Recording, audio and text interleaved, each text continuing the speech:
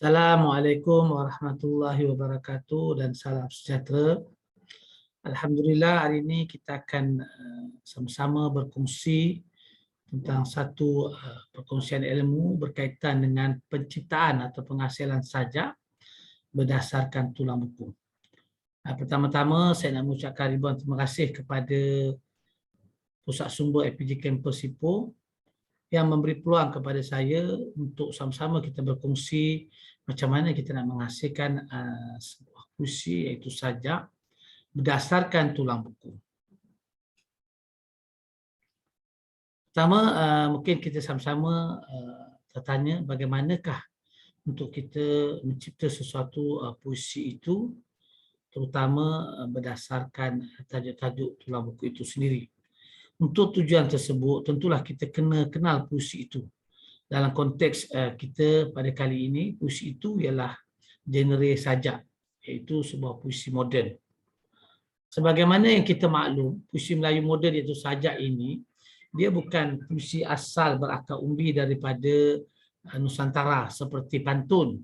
Tapi sajak ini adalah satu puisi daripada pengaruh Barat. Apabila kemasukan penjajah ke negara kita sekitar tahun 1511 dengan kedatangan Portugis bersilih ganti, jadi ini menjadi faktor kedatangan penjajah Barat itu, mereka membawa bersama-sama dengan puisi moden iaitu sajak. Jadi kalau kita lihat perkembangan puisi moden itu sajak di Malaysia ini sangat besar pengaruhnya dengan perkembangan puisi moden itu sajak di Indonesia sendiri.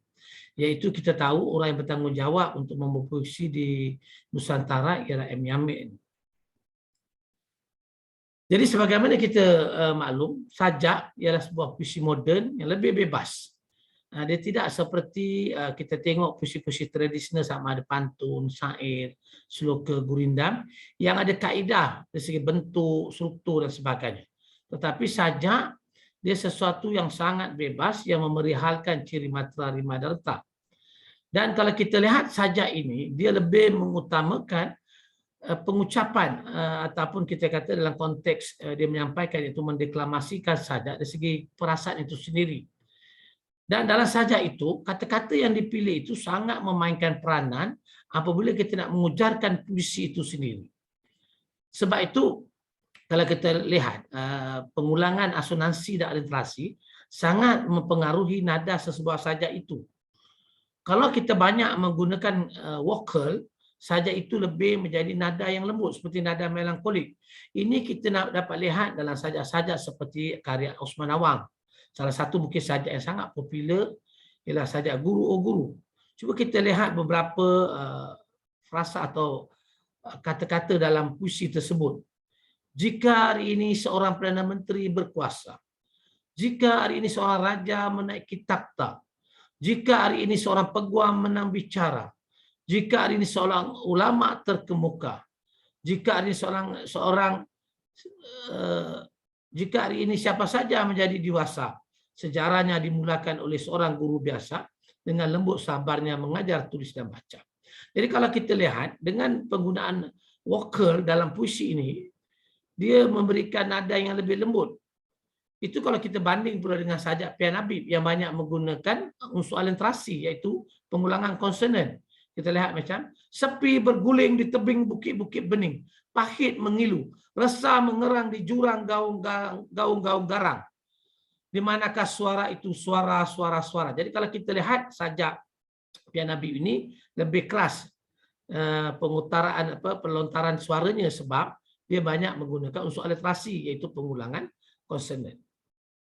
Jadi sajak ialah sebuah puisi yang tidak terikat kepada peraturan tertentu seperti dari segi diksinya, berapa rangkap dia perlu ada dalam satu untai sajak, berapa baris setiap rangkap, ataupun skema rima akhirnya adakah AB, dia tidak begitu. Dia sangat bebas. Jadi sajak itu sendiri dia mencitrakan, mencerminkan tentang masyarakat Melayu moden dengan kepelbagaian tema. Dan perbezaan besar sajak ini dengan puisi-puisi tradisional ialah penciptaan sajak ada nama penulis. Tapi kalau kita lihat penciptaan puisi-puisi lain tradisional dia tidak ada penulis. Dia tidak ada penulis. Jadi kalau kita tengok rentak atau perjalanan baris terbaik sajak lebih mengikut nafas, fikiran dan cara bertutur dan tidak dapat disekat dan ditentukan panjangnya. Jadi kalau dalam konteks negara kita Malaysia, banyak pendapat mengatakan pencipta sajak itu adalah pungguk iaitu Muhammad Yassin Makmur. Antara sajak pertamanya seperti yang saya paparkan dalam skrin ini iaitu Keluh Kesah.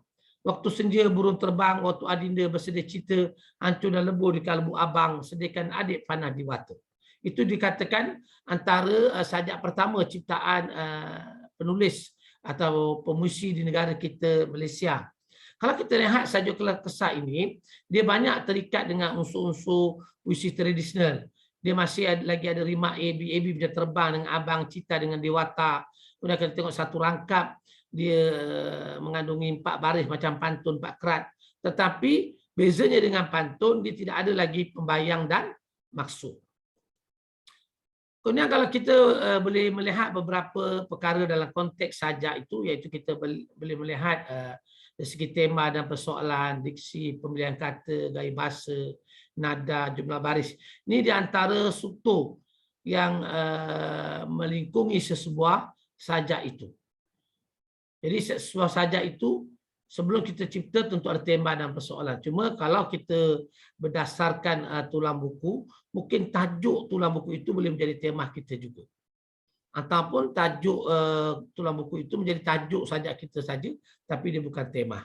Tapi yang untuk memudah penciptaan, kalau kita berdasarkan tulang buku, mungkin kita menjadikan tajuk tulang buku itu sebagai tema atau persoalan sajak kita. Seperti kita maklum, tema ialah idea utama dalam sesebuah puisi. Dan sumber tema itu mungkin berdasarkan pengalaman lah, yang berkisah sekitar persoalan masyarakat, cinta, alam, semangat kebangsaan, keagamaan ataupun ketuhanan. Tetapi dalam konteks tulang buku mungkin kita berdasarkan tema tajuk tulang buku itu sendiri. Sajak terdiri daripada 2 bentuk. Pertama kita kata bentuk luaran. Bentuk luaran ini kita lihat dalam konteks berapa susunan jumlah perkataan dalam baris, susunan rima, dan setiap rangkap berapa baris. Dia ada istilah-istilahnya. Kalau satu rangkap 2 baris konsisten, kita panggil dia distikon. Kalau satu rangkap 3 baris dia konsisten, kita panggil terzin dan sebagainya. Begitulah dari segi bentuknya. Bentuk dalaman pula kita lihat dari segi aspek emosi dan perasaan yang terunggap dalam sajak yang kita cipta atau yang kita lafazkan. Setiap sajak itu akan menggambarkan kesan fikiran, termasuklah susunan baris, rangkapnya yang terhasil daripada pemakaian bahasa. Jadi mulai susunan baris dan rangkap-rangkap ditemukan idea fikiran kita dari segi kita konteks menguraikan, kita mengunjahkan, kita membincangkan kata-kata yang kita susun dalam bait-bait puisi kita. Corak penyusunan atau pembentukan baris-baris turut membawa kesan tentang penyataan fikiran dan perasaan penyair itu. Apa sebenarnya penyair nak melontarkan dalam sajaknya. Jadi penyusunan baris ringkas dan kata-kata yang terhad itu biasanya ia melambangkan penyataan fikiran secara perasaan. Penyair itulah kebimbangan, kegelisahan, kemarahan dan kebencian. Jadi itu bergantung kepada penyair. Bagi penyusunan baris yang panjang sesuai untuk melambangkan penyataan fikiran dan perasaan kesedihan, keampaan atau kerinduan. Dan sajak-sajak ini biasanya punya nada yang lembut, perlahan dan rendah. Sebab itu kita lihat penyair ini mereka seorang yang sangat sensitif dengan sekeliling mereka. Apa saja yang mereka lakukan itu mereka akan berfikir secara mendalam. Akhirnya ia melahirkan sebuah sajak yang berkualiti dan bermakna. Dalam konteks ini saya nak memberi contoh Masuri SN. Masuri SN seorang penyair asas 50 yang terkenal satu masa dahulu, berasal daripada Singapura. Jadi Masuri SN apabila dia mengalami pengalaman hidup yang seharian, iaitu dia makan nasi hari-hari, dan dia dengan makan nasi itu tidak dia semata-mata makan nasi, tapi dia berfikir dalam satu konteks yang jauh. Dia memikirkan tentang nasi itu yang berasal daripada padi, yang berasal daripada petani yang mengusahakan pengorbanan, susah payahnya dan sebagainya. Akhirnya lahirlah sebuah sajak, ini nasi yang kusuap. Tajuk sajak itu. Sajak itu jadi persoalannya, temanya adalah berkaitan dengan pengorbanan petani tadi. Maka lahirlah ayat-ayat seperti ini, nasi yang kusuap, pernah sekali menjadi padi harap, melentuk di pupuk anginnya pokok kerak, tenang berisi, tunduk menatap. Ini nasi yang kukunyah, sedang kutelan melalui tekak yang basah. Ini nasi bukan dari padi, tapi urat nadi seluruh petani. Ini contoh, tuan-tuan. Jadi penyair itu mereka sangat mengamati setiap perkara yang berlaku dalam kehidupan mereka. Yang semua perkara yang berlaku dalam kehidupan mereka. Jadi itu kita telah mengenali tadi sedikit tentang sesebuah sajak. Jadi apakah ciri terbaik sesebuah sajak? Dalam konteks sajak ini, tuan-tuan, perkara yang sangat penting adalah gaya bahasa. Sangat penting adalah gaya bahasa. Seorang penyair yang dapat mengungkapkan pelbagai jenis ragam gaya bahasa itu akan dapat menghasilkan puisi yang baik dan berkualiti. Contoh, jadi gaya bahasa ini digunakan oleh penyair untuk memindahkan pengalaman jiwa, pemikiran dan perasaannya ke dalam puisi. Bahasa dalam puisi selain mengutamakan kepahaman dan kejelasan makna, ia juga memperlihatkan kehalusan, kesempurnaan dan kemuliaan pembentukan serta penyusunannya. Jadi bahasa bersifat konotasi, iaitu konotasi ini ialah dia mempunyai makna yang sebalik daripada perkataan yang diungkapkan. Dia kaya dan luas pengertiannya. Bersifat selain daripada yang bersifat donatasi, iaitu bahasa yang punya makna khusus seperti dalam kamus. Contoh yang mudah, tuan-tuan. Kalau kita lihat rumah, dalam masuk kamus, dia adalah tempat tinggal kepada manusia. Tapi kalau dalam konteks konotasi, dia merupakan tempat yang aman, tempat yang dicintai. Atau kita lihat bunga. Kalau kita lihat bunga, dari segi donatasinya, ia adalah jenis tumbuhan yang mempunyai keindahan. Kalau kita tengok, menyenangkan hati, menyeronokkan, menyejukkan mata, melihat bunga yang berwarna-warni.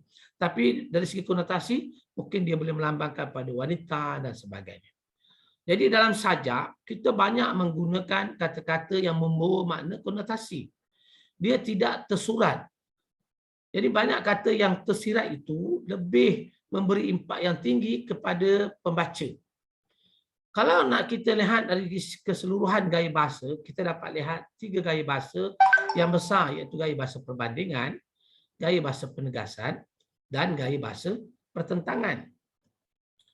Antara jenis-jenis gaya bahasa perbandingan, yang pertama ialah personifikasi. Dalam puisi, unsur-unsur personifikasi ini banyak membantu supaya menyegarkan lagi puisi yang dicipta atau yang diujarkan. Personifikasi membawa maksud kita memberi sifat-sifat manusia kepada bukan manusia, sama ada benda atau haiwan. Contoh di sini, ada keluh batu bata, ada tangis rumput-rumput, ada jerit pokok-pokok. Jadi keluh, tangis dan jerit adalah sifat manusia yang kita beri kepada benda, iaitu batu, rumput dan pokok. Dipersonifikasi pula adalah kita memberi sifat benda kepada manusia. Dia kebalikan daripada unsur personifikasi. Kalau kita lihat di sini, dipersonifikasi contohnya, pelajar-pelajar adalah daripada kumpulan batu-batu. Kalau aku jadi bunga, engkau menjadi tangkainya.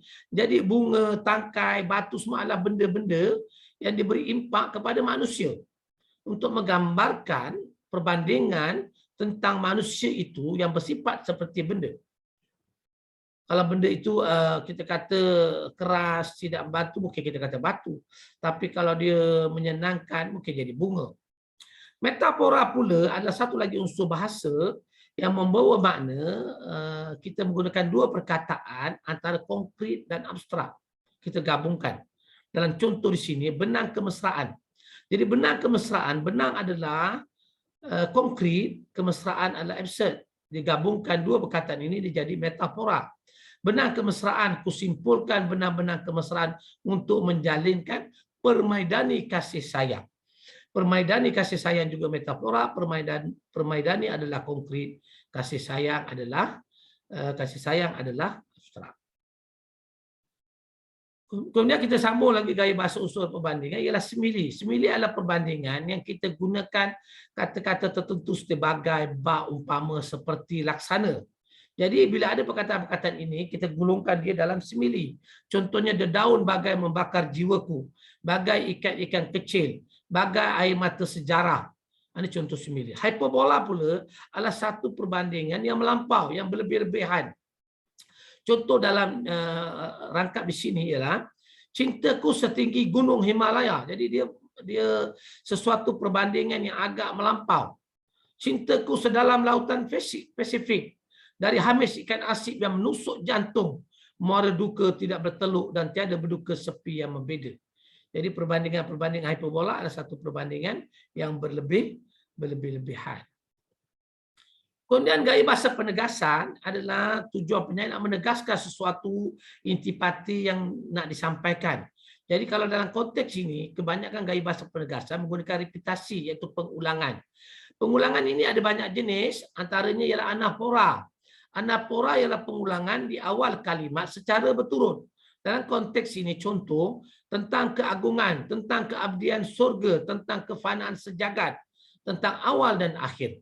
Tentang di sini diulang secara berturut dalam baris-baris puisi ini. Jadi tentang ini kita kenali sebagai anafora. Epifora pula pengulangan di akhir kalimat secara berturut. Contoh di sini, luka Adam, duka Hawa, sepi Adam, mimpi Hawa, ratap Adam, sendu Hawa, sedih Adam, rintih Hawa. Jadi kalau kita tengok perkataan Hawa diulang di akhir kalimat secara berturut. Kemudian jenis responsif pula adalah pengulangan tengah kalimat secara berturut. Dalam konteks ini, contoh yang kita berikan ialah serulingku telah kupatahkan, kecapiku telah putus, rebanaku telah tembus, laguku telah kuhentikan, suaraku telah tertutup. Jadi telah diulang secara berturut di tengah-tengah baris rangkap puisi ini. Antiprosis pula satu jenis pengulangan, iaitu dalam baris perkataan yang diulang dalam baris pertama, yang di akhir baris itu diulang semula di awal kalimat itu. Contohnya di sini, kotaku membentuk hatiku bagai batu, batu membeku dan termangu tanpa tuju. Jadi kalau kita lihat di sini, kata batu dalam baris pertama itu diulang pada awal, pada baris kedua, termangu pada baris akhir, diulang pula pada baris awal pada baris berikutnya. Jadi itu kita panggil antiprosis. Simplok pula bermaksud satu pengulangan secara keseluruhan baris frasa itu. Contoh dalam puisi ini, masa depanku adalah sebuah gua gelap dan hitam, gelap dan hitam. Jadi gelap dan hitam itu diulang secara keseluruhan. Itu kita panggil simplok. Kemudian ada juga pengulangan-pengulangan yang bersifat kata frasa dan kalimat yang tidak konsisten. Contohnya dalam rangkap pertama dia mulakan saja itu, inilah rasa cintaku. Dia pun ada perkataan baris-baris berikut. Lepas tu rangkap dua dia ulangi, inilah rasa cintaku. Kemudian dalam rangkap tiga dia ulang lagi, inilah rasa cintaku. Jadi dia bila tidak beragam, yang tidak konsisten, jadi kita panggil dia sebagai pengulangan kata. Tengok apa yang diulang lah. Kalau kata saja diulang, kita kata pengulangan kata. Kalau frasa saja diulang, kita kata pengulangan frasa. Dan kalau kalimat diulang, kita kata pengulangan kalimat. Satu lagi pengulangan ialah asonansi dan aliterasi. Ini dipanggil pengulangan bunyi. Kita masukkan dalam repetasi unsur ini. Kalau kita tengok, asonansi ialah pengulangan vokal. Dalam contoh pertama, berpalitan dari hari-hari. Kalau kita tengok di sini, vokal A dan I diulang daripada setiap perkataan. Berpalitan tu ada I juga. Jadi ini pengulangan vokal. Perbalikan asonansi. Aliterasi pula adalah pengulangan konsonan secara berturut dalam setiap perkataan. Contoh di sini kita beri, kita kini kian kecewa. Jadi di sini konsonan yang diulang adalah abjad K. Kita kini kian kecewa. Satu lagi pengulangan yang popular juga, kalau kita tengok dalam sajak-sajak Mokhtar Awang, dia banyak menggunakan pengulangan angka atau nombor. Kita lihat di sini, 7 petala langit, 7 petala bumi, 7 lapis surga, 7 lapis neraka, 7 lautan diharungi, 7 lembah didiami.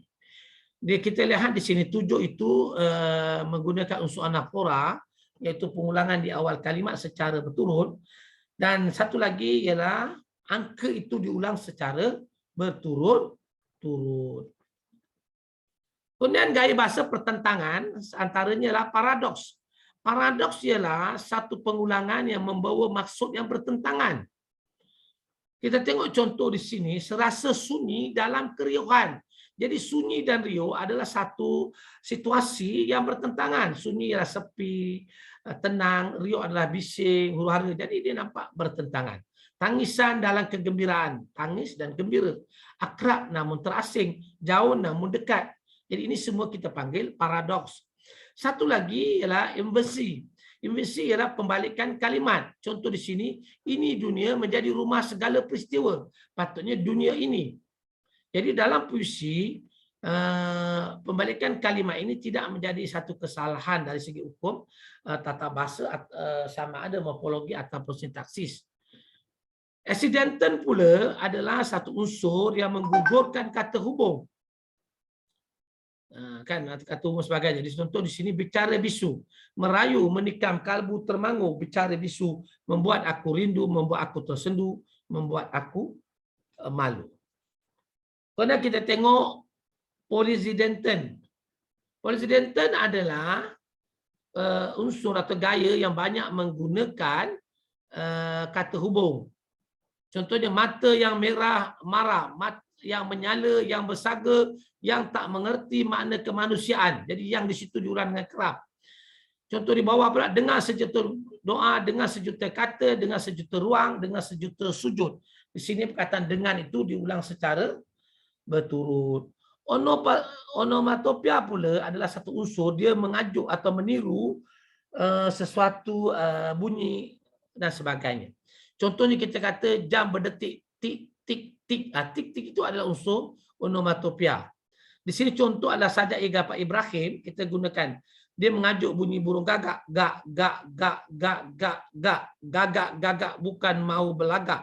Gagak, gagak jiwa mereka menggelegak. Hidupkan api, api kehidupan segar, nikmati sepi-sepi yang tidak termati, yang tidak mati-mati. Api itu adalah unsur antiplosis, yaitu hidupkan api, api kehidupan segar. Nikmati sepi, sepi. Itu pun juga antiplosis. Gak, gak, gak. Itu dia unsur onomatopia. Kemudian kalau kita lihat ada banyak lagi unsur gaya bahasa yang kalau kita nak tengoklah kalau kita semakin maju dalam penghasilan karya saja. Ada contoh alusi. Alusi ini kita ambil contoh-contoh orang sebenar. Kita kata sabar seperti Ayub. Jadi Ayub itu adalah Nabi. Dia punya sifat sabar yang diceritakan dalam Al-Quran. Jadi kita ambil contoh itu banyak alusi. Ada banyak lagi. Tapi ini di antara yang kita jelaskan. Jadi kita lihat satu lagi perkara yang kita nak lihat adalah binaan struktur puisi. Kalau kita lihat unsur-unsur yang membentuk puisi itu banyak dari segi visual dan dalamannya.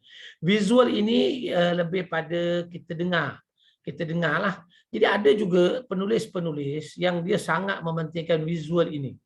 Contohnya Pak Ibrahim, dia banyak menggunakan unsur visual iaitu pendengaran.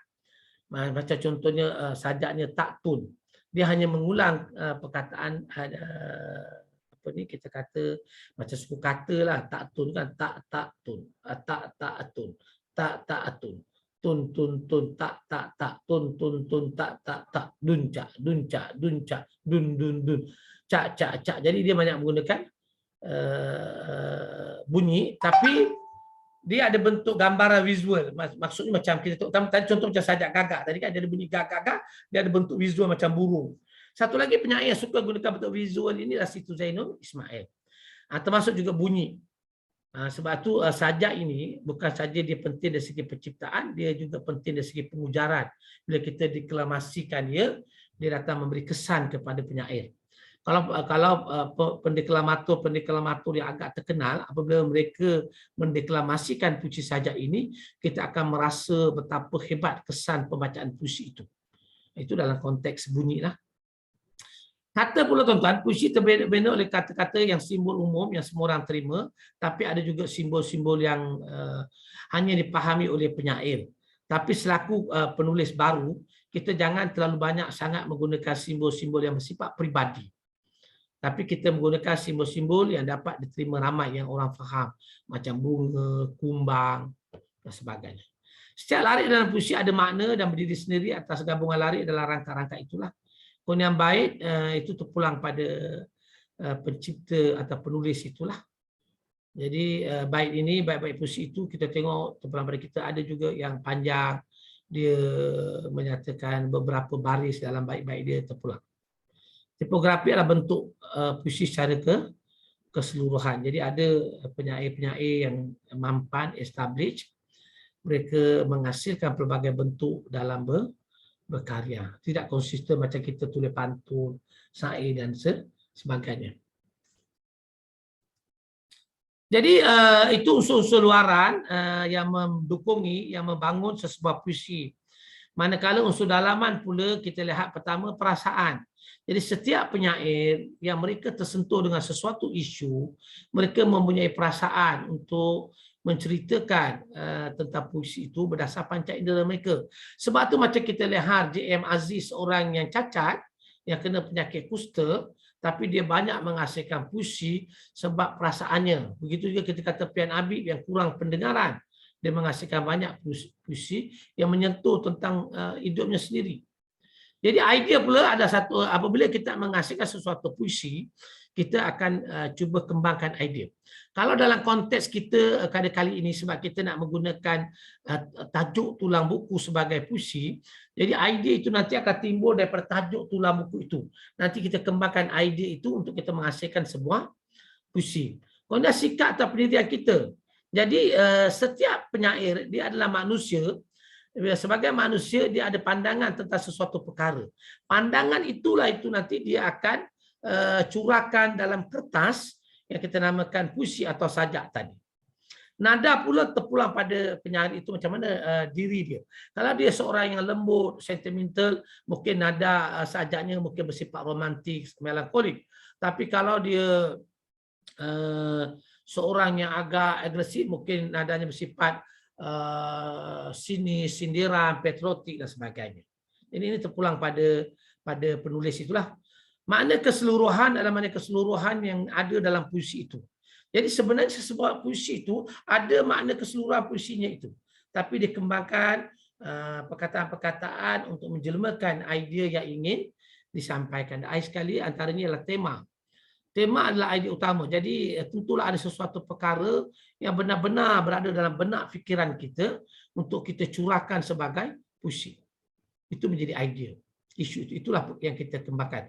Kalau kita tengok kita simpati dengan kehidupan nelayan macam Rahimuddin. Dia tulis tentang anak laut. Anak laut itu adalah sebuah puisi yang mengangkat, yang bersimpati kepada kehidupan nelayan. Jadi idea itu adalah pasal nelayan. Baik, sebelum kita menulis puisi, kita kena ada persediaan basic untuk menghasilkan puisi. Dia bukan terus boleh kita menulis. Jadi ada beberapa perkara yang kita boleh lihat, yang kita boleh usahakan untuk kita menghasilkan puisi. Untuk kita menghasilkan puisi. Okey? Seseorang yang nak menulis puisi haruslah mempersiapkan dirinya. Dia mestilah banyak membaca puisi. Kalau kita nak menulis cerpen, kita kena banyak baca cerpen. Kalau kita nak menulis novel, kita kena banyak menulis novel. Begitu dalam konteks kita nak menulis sajak, tentulah kita kena rajin membaca sajak. Dengan kita banyak membaca sajak, kita akan dapat banyak idea, cara, teknik, bentuk yang dihasilkan oleh penulis-penulis yang telah established ataupun mampan. Di sini nanti kita akan dapat belajar untuk menulis sajak. Dan dia juga mestilah mempelajari tentang puisi. Dia juga mesti mempelajari tentang puisi.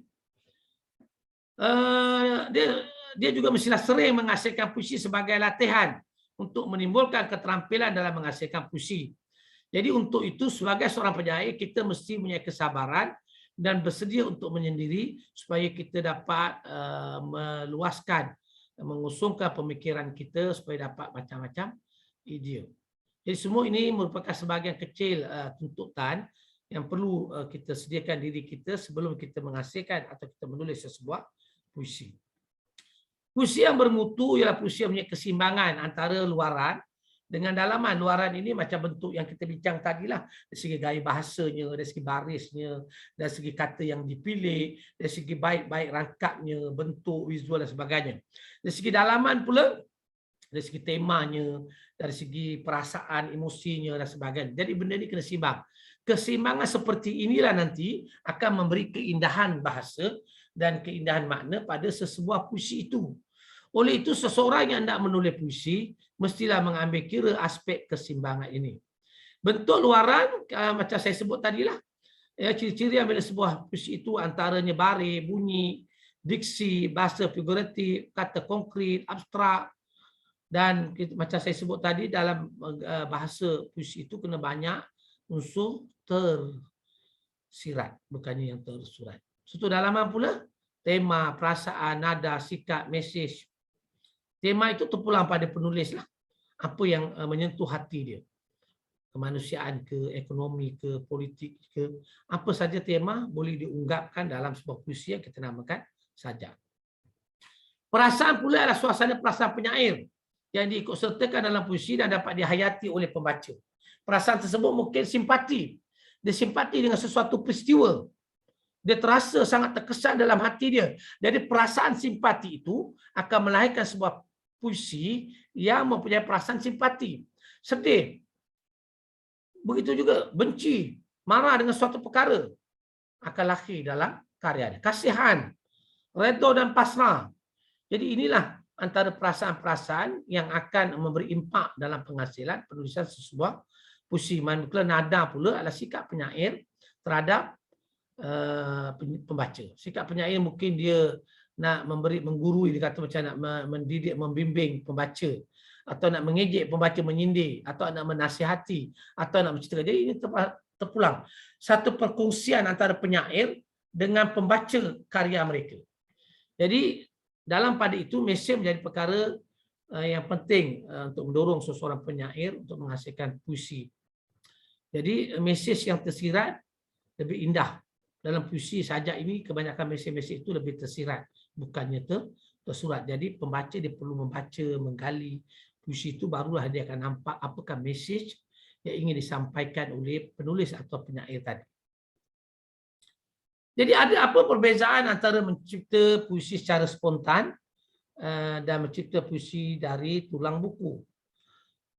Kalau kita lihat puisi spontan ini, kita boleh menulis berkaitan apa saja isu. Macam saya kata, apa saja isu, apa saja pengalaman, apa saja yang menyentuh perasaan kita, boleh kita ungkapkan sebagai sebuah puisi atau sajak. Dia berbeza dengan tulang buku. Kita mungkin mungkin satu, kita cari tajuk-tajuk tulang buku yang familiar juga dengan kita, yang sesuai dengan kita, yang dekat dengan diri kita. Dan kita akan kembangkan daripada tajuk tersebut untuk menjadi sebuah penyair yang menjadi sebuah sajak yang bermakna. Jadi ada perbezaannya.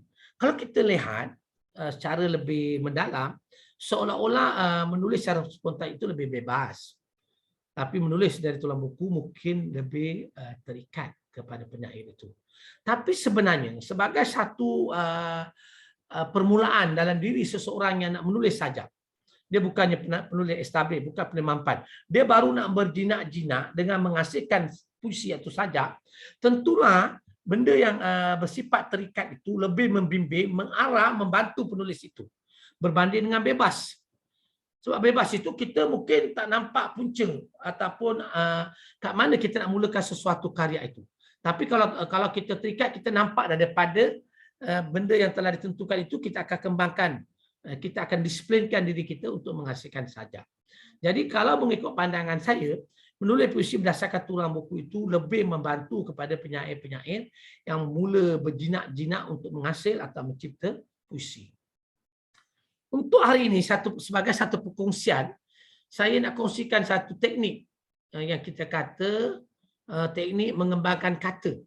Dalam kita nak menulis puisi berdasarkan tajuk tulang buku. Katakan dalam konteks hari ini, kita dapat satu buku yang bertajuk Laut. Tajuk buku itu ialah Laut. Di tulang buku itu ada perkataan laut. Jadi macam mana kita nak kembangkan perkataan laut yang daripada tulang buku itu jadi sebuah sajak. Ini perkongsian kita pada hari ini. Tapi ini bukan kita kata satu teknik yang terbaik.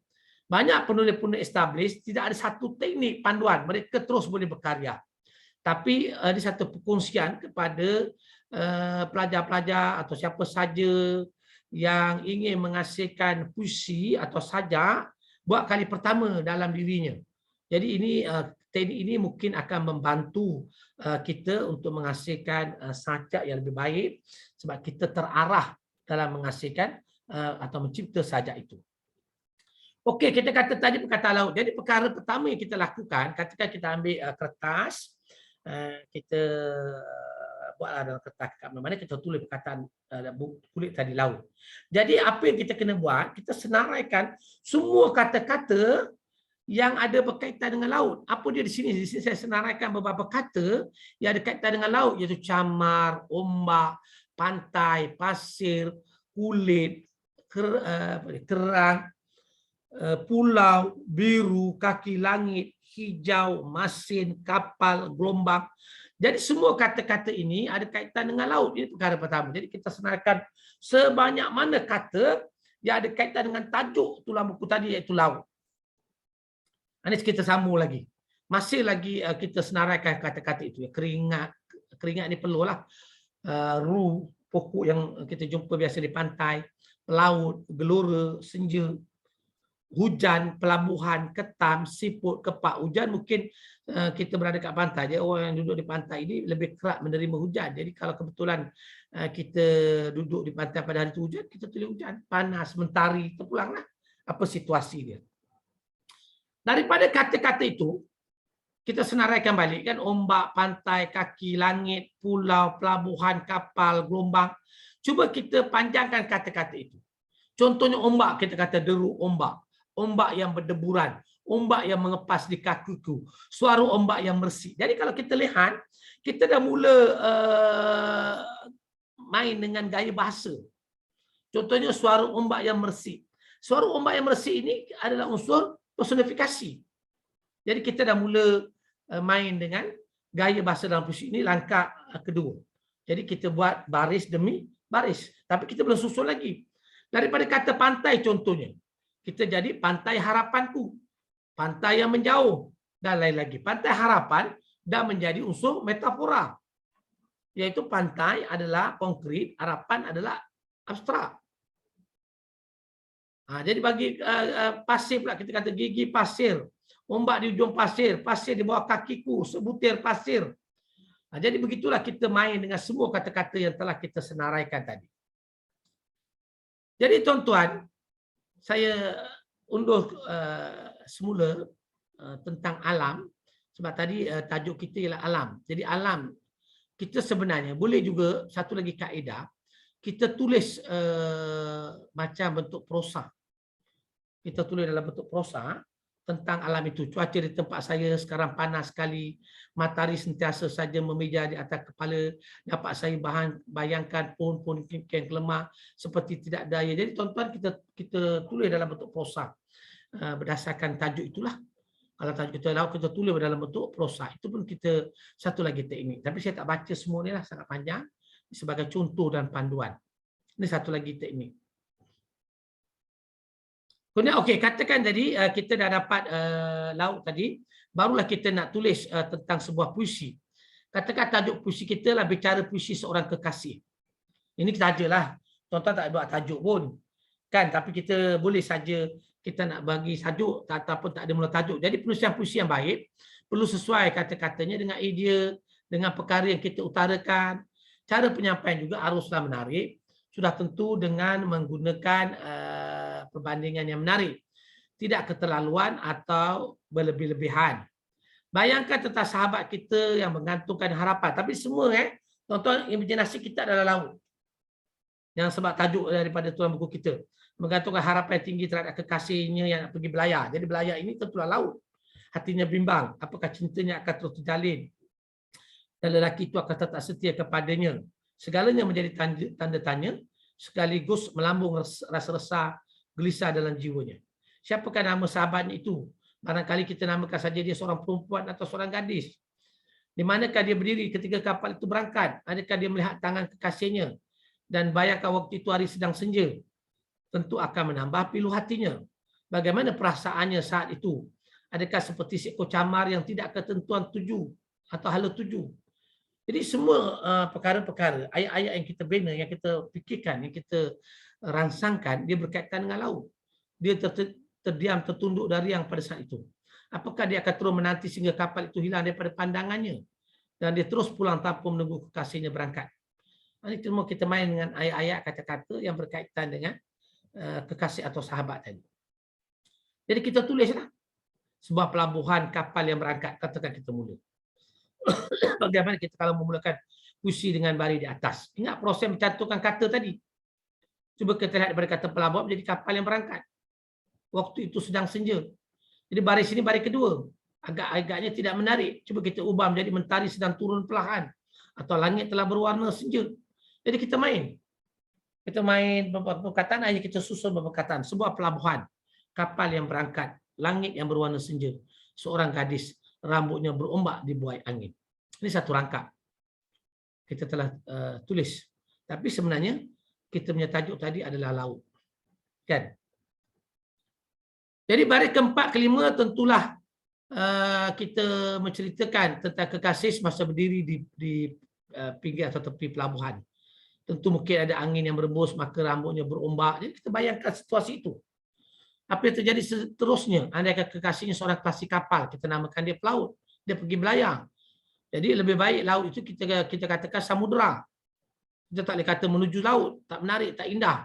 Jadi kita tukar. Kan, menuju samudera. Jadi seorang pelaut menuju samudera. Hamparan biru. Hamparan biru kita telah buat dalam konteks gaya bahasa yang menarik. Seorang gadis artinya tertusuk pilu. Jadi tentulah si gadis itu begitu terharu, dia juga bimbang apakah kekasihnya akan terus setia dan dia bakal menemui lelaki yang akan kembali.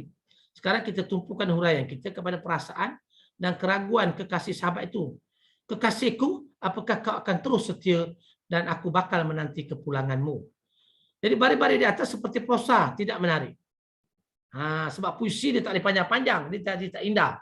Dia cuba kita bayangkan agar baris di atas lebih puitis. Pelabuhan telah sepi, kekasih telah pergi. Seorang gadis menanti saat pulangnya, masih setia dan hatinya berbunga cinta.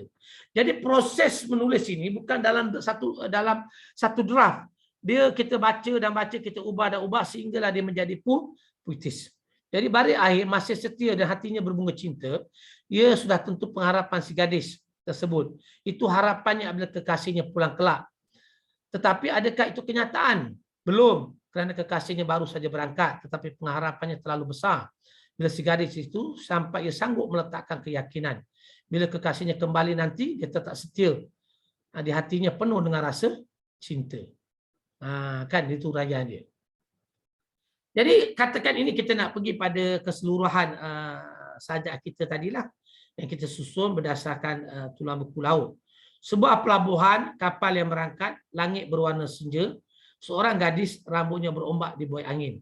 Ini situasi pertama, iaitu gadis yang mengantar kekasihnya, seorang kasih kapal, menceritakan situasi gadis itu. Yang kedua, dia ceritakan situasi pelaut tadi, kekasih dia. Seorang pelaut menuju samudera, hamparan biru, seorang gadis artinya tertusuk pilu. Kan? Jadi dia gambarkan bila pelaut itu mula belayar, kekasih yang tinggalkan itu dia merasa begitu pilu. Kemudian baris ketiga menggambarkan situasi yang kekasihnya telah pergi jauh. Pelabuhan telah sepi, kekasih telah pergi. Seorang gadis menanti saat pulangnya masih setia dan hatinya berbunga cinta. Nampak tuan-tuan? Jadi terhasillah sebuah sajak. Jadi puisi di atas masih lagi kita tak boleh anggap sebagai puisi yang sempurna. Ia memerlukan pelbagai pembaikan yang lebih rapi. Lihat kepada jodohnya, mungkin kita belum berikan lagi. Sementara waktu biarlah tak ada jodoh. Tajuk kita fikirkan nanti mungkin tajuk yang lebih menarik, tajuk yang benar-benar memberi kesan yang tinggi kepada pembaca. Kita telah belajar bagaimana cara nak mengembangkan kata-kata akhirnya menjadi sebuah puisi yang bebas. Ia betul-betul juga bebas juga semata-mata sebagai satu latihan. Tapi bila kita dah mantap, kita dah kuasai dengan baik, tak perlu lagi kita menggunakan teknik mengembangkan kata atau teknik menulis dalam bentuk prosa dan sebagainya. Kalau kita tengok penyair-penyair mampan, mereka hanya membuat catatan-catatan saja, perkara-perkara penting. Akhirnya daripada catatan-catatan itu, daripada perca-perca itu mereka susun hanya menjadi sebuah puisi atau sajak yang menarik. Jadi tanpa kita sedari, baik-baik tersahabat itu telah menjadi begitu mudah dihasilkan. Ini semuanya kerana latihan. Jadi diksi pemilihan kata dalam sebuah puisi itu Jadi diksi itu berasal daripada perkataan Inggeris. Ia berkaitan dengan macam mana kita nak memilih dan susun kata-kata yang tepat. Contohnya saya bagi, apabila Osman Awang menulis sajak guru oh guru, dia menggunakan diksi yang tepat, jadi dia memberi impak yang tinggi, nilai tambah yang luar biasa kepada kerjaya guru. Cuba kita kata, dia kata seorang Perdana Menteri yang berkuasa. Jadi perkataan kata yang digunakan berkuasa itu memberi nilai tinggi kepada Perdana Menteri. Ramai mungkin Perdana Menteri itu dah penci dan sebagainya, tetapi tak ada nilai. Perdana Menteri yang hebat ialah yang memegang kuasa. Raja yang menaiki takhta. Peguam yang menang bicara. Jadi peguam menang bicara itu berbeza dengan peguam yang semata-mata hanya membuat perjanjian berkaitan dengan jual beli rumah dan sebagainya. Tentulah beza dengan peguam yang masuk ke mahkamah untuk berhujah dengan kata-kata sebagainya. Peguam itu jauh lebih hebat.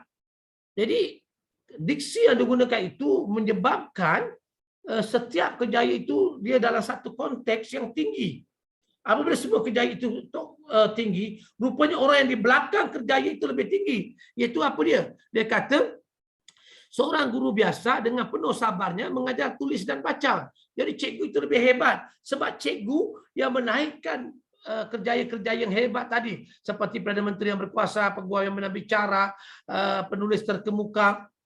Jadi begitu hebatnya sebuah puisi dia dapat dihasilkan apabila kita menggunakan diksi atau kata yang tepat dan sesuai.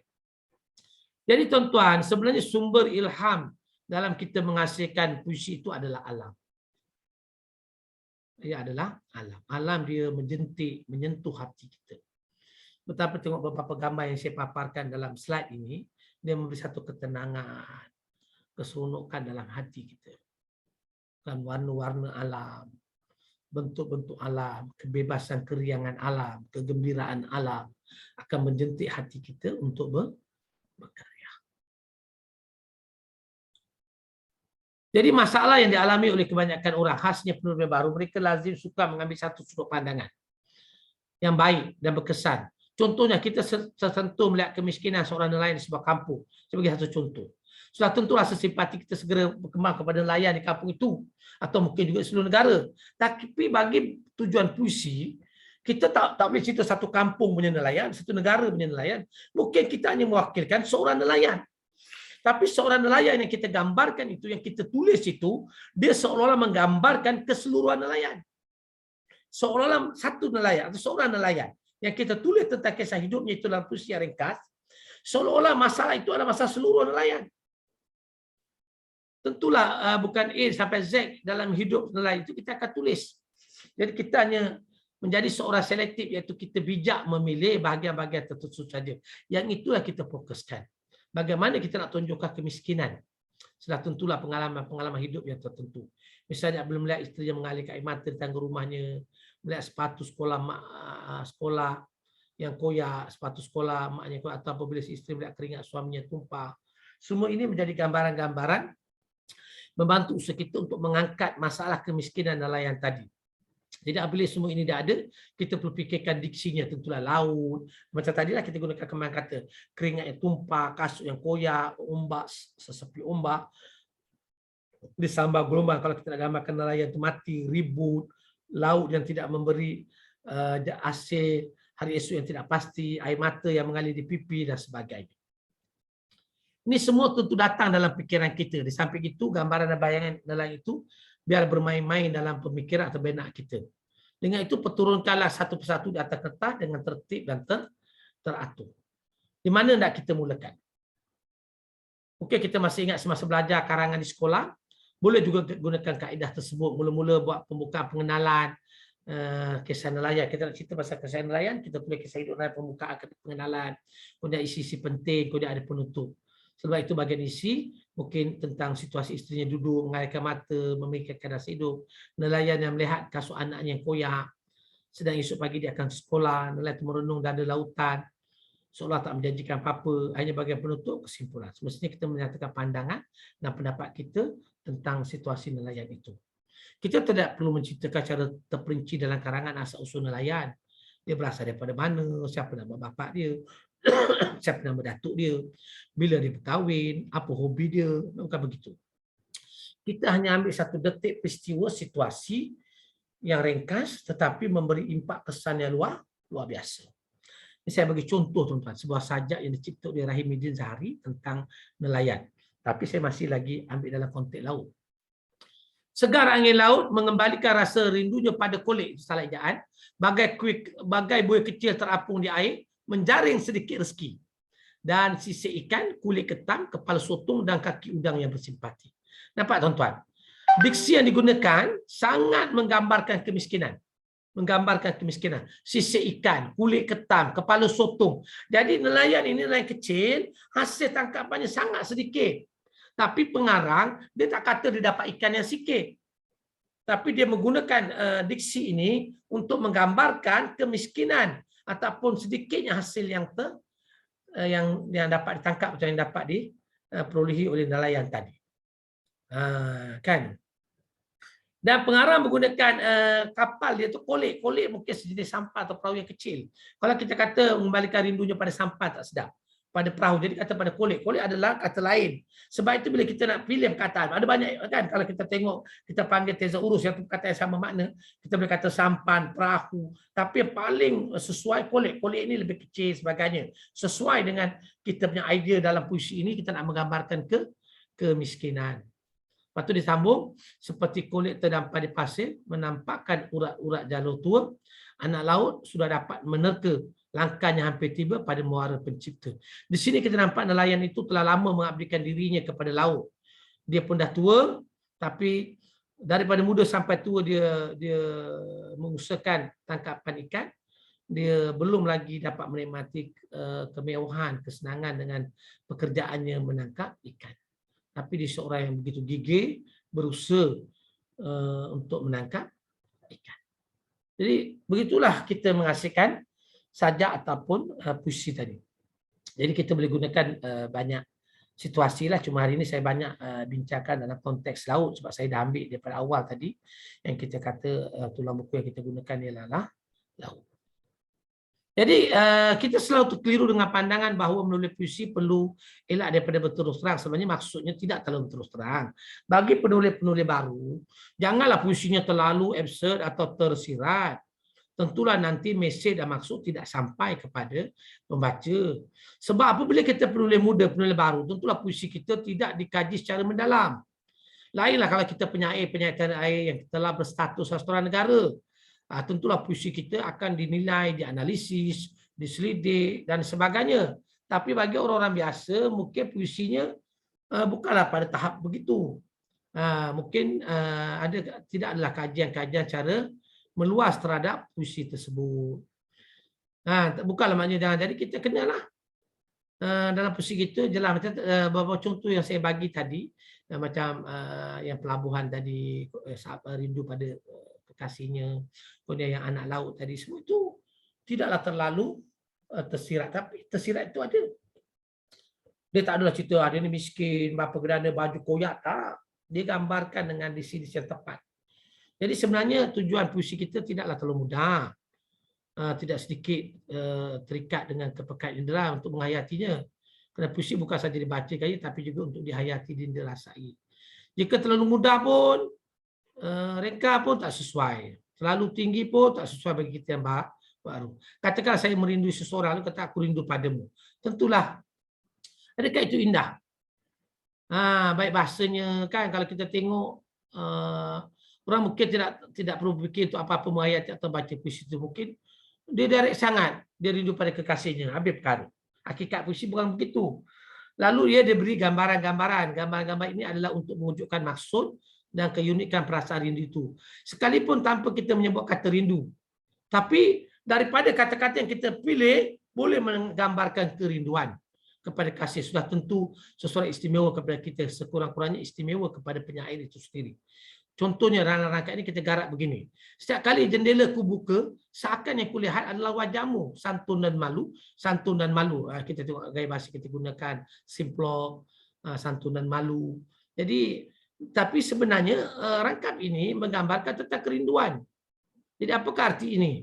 Jendela ku buka hanyalah gambaran yang kita berikan saja. Kenapa? So dapat kita katakan sebaik saja jendela dibuka, kita terus melihat wajah kekasih kita. Kenapa? Tentulah kerana ia merindui kekasihnya. Yang pasti, tiada muka kekasihnya di jendela itu. Dan kenapa pula ada santunan malu? Ini adalah gambaran keayuan wajah kekasihnya. Kekasih yang dirinduinya tentulah jelita, tentulah menawan, tentulah sesuai. Takkanlah sesuai dikatakan bila pintu atau jendela ditolak, yang terpampang adalah wajahmu muram durja dan masa mencuka. Jadi dia gambarkan bila santunan malu itu sendiri telah menggambarkan keayuan pada seseorang gadis. Memang ada kalanya wajah kekasih berkeadaan begitu, tapi dalam konteks yang kita tekankan di sini adalah kerinduan kepada kekasihnya. Hai sekali untuk judul tuan-tuan. Memberi judul kepada puisi kadang-kadang merupakan satu masalah. Tetapi bukanlah sebenarnya masalah besar atau sukar.